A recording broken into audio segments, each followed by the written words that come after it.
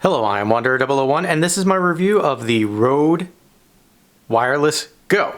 This is a truly wireless audio system. Now, to start off, I got this to replace an old Audio-Technica audio system, and we'll just bring that into view right here. So this is what I was replacing with this. I love this Audio-Technica wireless audio setup. However, it stopped working. It's been 5 years, and 5 years of doing stuff on YouTube with these means I've put in hundreds of hours worth of video content with these. So it was time to retire this setup. Now, you'll notice I'm just gonna keep one portion of that setup on camera because the Rode setup here in its entirety is so much smaller than what I had with my Audio-Technica setup.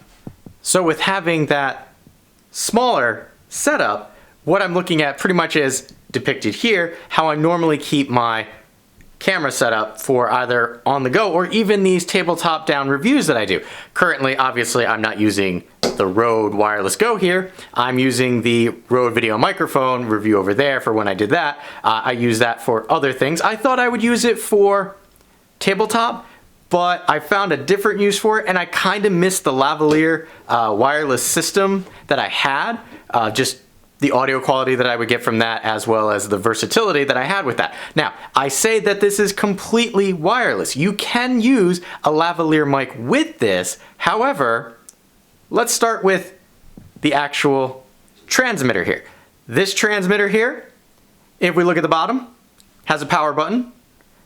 On the side there, you have your charging port. That is a Type-C connection port there because these have internal batteries. Now, I know that there is a trade-off when using something like this, which had replaceable 9-volt batteries, as to a rechargeable lithium-ion battery. Now, I will say, with charging, they are supposed to last 7 hours. Now, depending on use, and when I say they're supposed to last 7 hours, the pair should last 7 hours. I did find that I was going through the transmitter a lot faster than the receiver, because the receiver I would, you know, it's based on your usage. So it should last you, the pair, 7 hours. Now, I will also state that when charging the transmitter, it took 1.5 hours to charge using a plug over there, and the receiver here took 2 hours. Now, to me, it feels like that's because the receiver has a slightly larger battery in it than the transmitter, and that could be, because it has other things that we need to discuss in a moment. But as we started with, there's the power button. On the one side was the USB-C. On this side, you have nothing. On the back, you have a little clip, which is pretty much, I just keep it clipped to my camera at all times. Unique feature is here on the top. And here you have 2 lights which indicate power and pairing. Now, again, when charging, these will blink as it's charging, and when it's done charging, they will be a steady blue. You may notice that there's a little hole here. Well, what is that weird looking hole? Well, that is actually a built-in microphone. You might not get the best audio quality out of this, but you can have a truly wireless system. Not even a lavaliere, like poking up through your shirt. To me, that was a no-brainer. I had to try this. It does have 2 holes on the side of the microphone for a wind muff, which talk about what else comes in the box a little later. You also have a jack there for a 3.5 millimeter lavaliere, which you can purchase separately. So that is the transmitter. If we come over and look at the receiver, both have this shiny face, so gonna have to deal with that.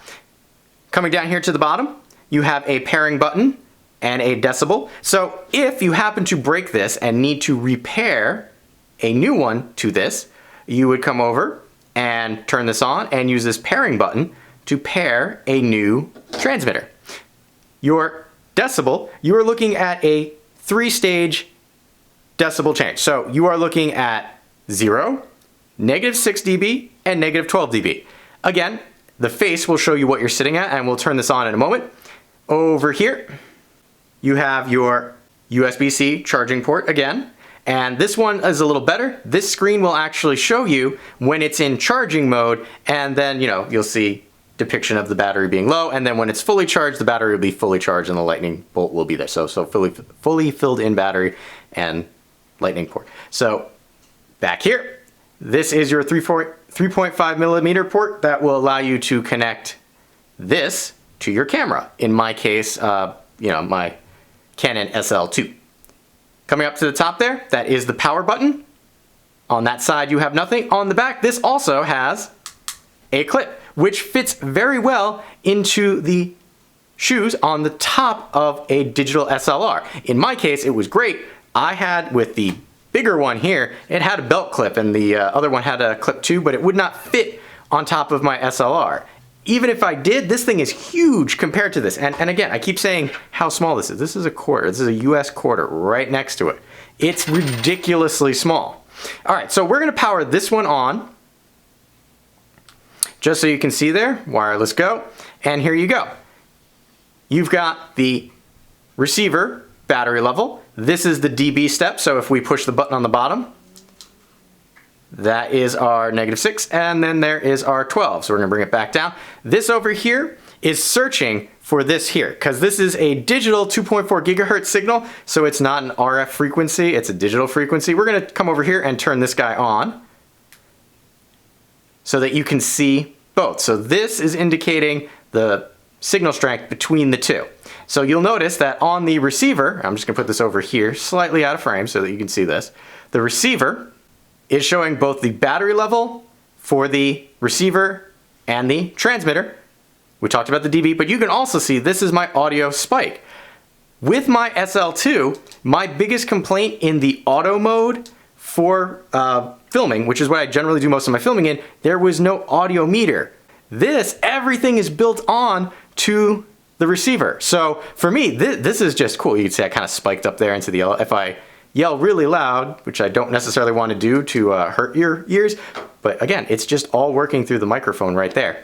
So this acts as a quick glance at everything that's going on, and I really, really like that. Now, if I were to hypothetically turn the receiver off, there you go, you will notice that the transmitter now goes into blinking because it's trying to find its receiver. And we're just going to turn that off right now, because all of this information that I'm giving you is kind of worthless because, well, you want to know how it sounds. Like I said, right now I'm using the Rode Video Micro, but you want to know how the Rode Wireless Go sounds. So let's take a look at some audio samples. Now these audio samples, I'm going to start outside just so you get an idea of what the sound from this is. I do use a lavaliere mic towards the end, but the raw audio, I'm not going to touch it up or anything. Raw audio from this is what you're going to be hearing.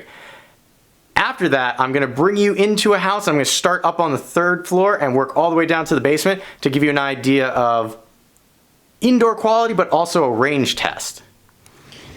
Microphone test. No lavaliere mic plugged in. Not as breezy as the day I came out here with the other Rode mic, but we'll see how this does. There is a light breeze, as you can see, not much, but lapping and children yelling in the background, so hopefully this comes out pretty good. The microphone is facing up, and we're just going to turn this to the side now, which you may hear a little thumping sound as I do that. So again, still just a light breeze. Kind of hear the waves lapping. So hopefully we'll see if this picks up my voice a little better. I'm going to point it down now. Actually, the breeze should be hitting the mic pretty good now, so we're going to aim it down. Sorry for the thumping sounds. And again, test of the microphone. No wind cover, I should mention also, but just seeing how it sounds in different environments. Now I'm gonna turn it one more time so that the mic is actually facing into the wind a little better. So we'll see how that sounds. Again, no wind cover, but we're gonna do a wind cover test in a minute. All right, this is a test with the wind cover on. Now again, it's not terribly windy out, but I figured we'll see how this sounds. The mic is pretty much the same distance away from my body as I had it before, and the microphone itself is facing up. And we're just gonna turn it to the side now. hoping that a breeze picks up. That is a boat launch. Maybe that won't come up on here, which would be nice. Hopefully the lapping doesn't either.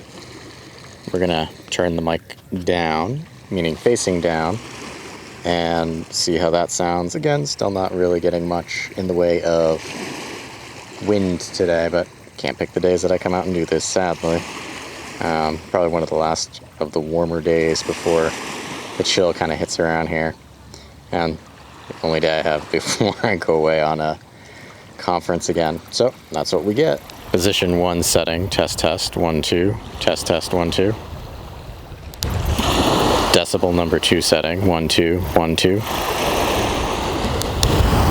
Decibel number 3 setting, 1 2 1 2. And back down to where we were before. So this is actually a test of the lavaliere mic Go. There's a bird hanging out in there. Still not really super breezy, but we'll see how it does to cut out the lapping and children screaming in the background. This does not come with a wind cover, it merely just comes with a pop filter, so you may actually get a little more wind noise than you did from the actual wireless Go. Yeah, here we go, we got a little breeze coming in. We'll see how that does with just the pop filter. And again, down in there is a bird just hanging out. Sadly, because I'm holding the lavaliere mic and not pinning it to myself, I can't really zoom in. But this has been a test of the lavaliere mic Go. This is going to be an indoor range test for the wireless Rode setup here. Hopefully the cat will cooperate this time, unlike my last wireless mic test. So what we're doing is we're sitting in the farthest bedroom on the second floor of my house, and we're gonna see what the range is like. So we're gonna go all the way down into the basement, and hopefully the cat will give us something to look at. So hopefully she cooperates, but we're gonna start walking out of the bedroom here. Now there is a robot vacuum going downstairs as well, so hopefully this will give us an idea of noise. Now I'm just going into the master bedroom. It's not terribly far. Realistically, I only have a 1,400 square foot house, so it's one of those like colonial style, so it's long, not wide. All right, so we're gonna go down the stairs here. Robot vacuum is of course right at the bottom of the stairs, so we'll see how well this does cutting out the noise from the robot vacuum. I'm gonna walk through the living room, past my entertainment center, which has my Wi-Fi router, so we'll see if there's any interference that way. And we're just popping over to the dining area, which is not terribly far from my entertainment, because again, it's that colonial style, so it's like dining room and living room are kind of connected. We're just gonna walk over to the hallway here, and now we're gonna go into the basement and see how this sounds. So this is probably not a test I did with the other one for my interior test. When I'm saying other one, I mean the Audio Technica. All right, so we're in the basement. We're gonna walk over to the electrical box, because last time I did this, again, in the other place, I got electrical interference from the electrical box, so that's that. We're gonna walk over to the workshop area. Now, over by the electrical box is the furthest point from the actual receiver that's attached to the camera. So we're just gonna walk into the workshop area, which is mostly concrete, very echoey. Just to also give you an idea of what the sound sounds like if it actually is still receiving a sound from here. And realistically right now I'm right under that bedroom, but I'm also 3 floors down and in a concrete enclosure. So hopefully this still got some sound, and if it did, this gives you an idea of going through 3 floors of 3 floors and, you know, concrete basement to give you an idea how the range slash audio quality is in several different areas. So there you go. It's pretty good for what you get out of the box. But speaking of the box, aside from the transmitter and receiver in the box, you also get a handy carrying pouch because, well, you got to put this stuff somewhere if you don't keep it on your camera at all times. But like I said, I do. But in this pouch, you can store the 2 included USB-C to USB charging cables, as well as the 3.5 millimeter to 3.5 millimeter cable so that you can actually connect it to your camera. And you also get 2 of these wind muffs. Now, gonna bring that out a little bit here. I did test out the wind muffs. I don't technically use them all that often, only because I use a lavalier mic. Now, I will say, there have been complaints about the wind muff and how it goes onto the actual transmitter here. It just clips into those 2 little holes with these like clips like this. Now, I will say that putting them in is really easy, and I've seen people like kind of knock this around and say it's easy to knock it off. I will say that that was actually the Series 2 of this particular device. The Series 3 is all they should be making now, and you want to check the box to make sure, because the Series 3 resolves that weird clip issue that they had. Now, aside from an actual audio test, which, like I said, I'll admit, the audio from what I was expecting from just purely plug and play and no correction whatsoever on my part is really good. The next question then becomes, well, what's the range on this? Now, I will say that from Rode, it is stated that this has a range of 230 feet. Now, I will roll in some sample footage, which will show you my range test. And in that range test, I go about 200 feet, and I'll actually put a little map up in the corner of the range test so you get an idea of where my starting point was and where the ending point was. I will say that this is definitely a line of sight system, because once my back was covering this, once I got to a certain point, you will hear it start cutting out. But however, when I turn around, and even at the same range where it was cutting out, where it was covered by my body, once I turn around and it's got direct line of sight again, the audio actually stabilizes and you don't notice that choppiness. So here is a range test for the Wireless Go system. This is a range test of the Rode Wireless Mic Go. We're just gonna take advantage of our location and keep walking now.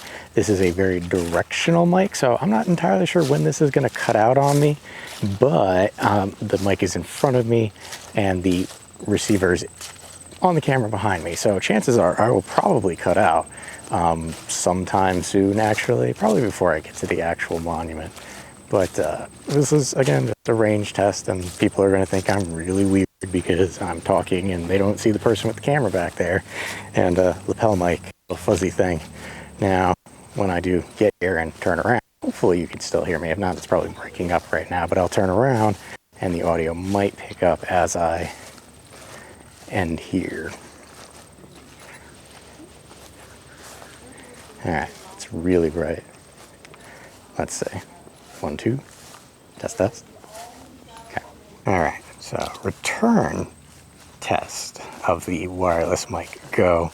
Now, you may pick me up sooner because now the receiver is facing the actual mic here, so range should be a little better. So again, for my tabletop style reviews, and even for short distance, I think you're gonna be perfectly fine. Something like this is invaluable. Now, this is gonna be a 2-for-1 or 3-for-1 if you count these as 2 separate things, because you did see me audio test as well as keep talking about a lavalier mic. Now, I did pick up a lavalier mic, the Rode Lavalier Go. Now, this is specifically set to work with the Wireless Go system here. So you got your 3.5 there, you have a pop filter, and then this clip, which I will admit took me a lot longer to figure out how to actually get this clip to work correctly. You do have to pull this off in order to get this middle bracket around there. The system I had before was not like that. So the audio quality that I get from this is better than what I would get just from the Wireless Go system. However, you know, this is an extra purchase. And when I say an extra purchase, so the lavalier mic here from Rode is $80. That's kind of pricey when you add it to the Wireless Go system. If you have a lavalier, 3.5 millimeter lavalier already sitting around, you might not have to do that. However, my lavalier for my older one was not a 3.5. It was a older system, we'll say. So adding the lavalier at $80 to the wireless Go system here, which depending on where you find it, can run you $200, you start to wonder, is that too much for something like this? Now, I will say, having been on YouTube for a while now, people are more forgiving if you have poor video, but if your audio is terrible, they're likely to click off much, much faster. So, if you're looking for a compact, truly wireless microphone system, the Rode Wireless Go is definitely worth checking out. The last little tidbit of information that I'll leave you is like all the specs I'll have down in the description. I don't want to touch on all of them. I have tested one last thing which I was concerned about and didn't really see anybody else talking about. It wasn't so much of a deal because this is a digital as opposed to a radio frequency, but I did test because you can use these while charging. So I charged this one and tested if it would work. I charged this one and tested if it would work. So you can do that, but you also get no interference in the audio at all because it's using a digital signal. So for those like me who are not audiophiles, little extra tidbit of information that I hadn't seen anybody else talk about, I just wanted to put that out there. So again, if you're looking for a compact wireless microphone system, I highly recommend checking out the Rode Wireless Go here. I have been Wanderer 001. If you have any questions or comments, please leave them in the area below. And as always, thanks for watching.